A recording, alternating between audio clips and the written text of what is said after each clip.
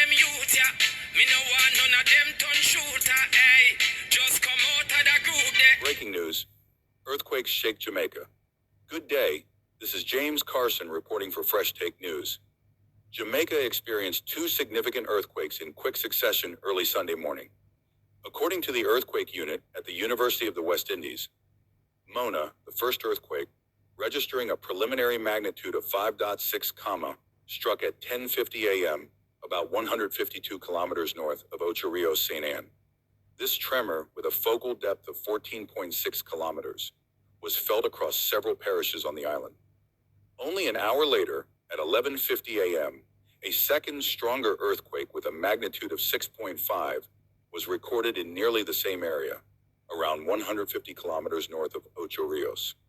These consecutive quakes have left many residents alarmed, but so far, no major damage has been reported. Montego Bay, businesswoman fatally attacked.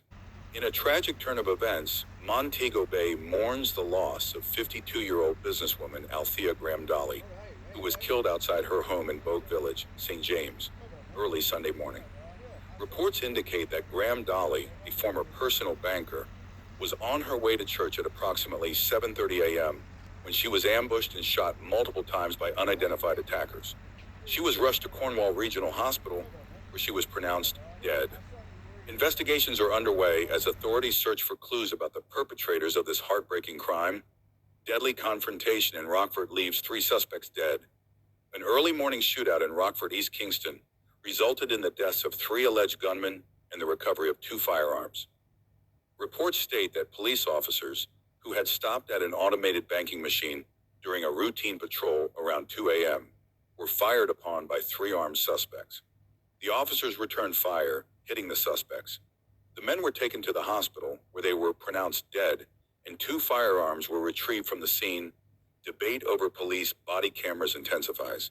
The topic of police body camera usage has reignited debate following recent comments by Deputy Prime Minister and National Security Minister Dr. Horace Cheng.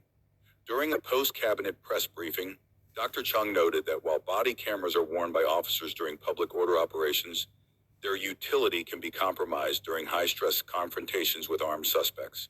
He explained that in such situations, cameras can become damaged when officers need to take cover quickly. This statement comes amid growing calls from Indicom Commissioner Hugh Faulkner for the full implementation of body-worn cameras across the Jamaica Constabulary Force, JCF.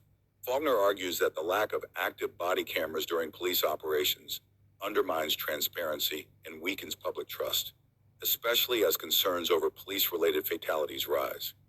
Stay tuned to Fresh Take News for continuous updates and comprehensive coverage. I'm James Carson, keeping you informed with a fresh Me perspective. talk to them youth, yeah. Me no want none of them turn shooter, hey.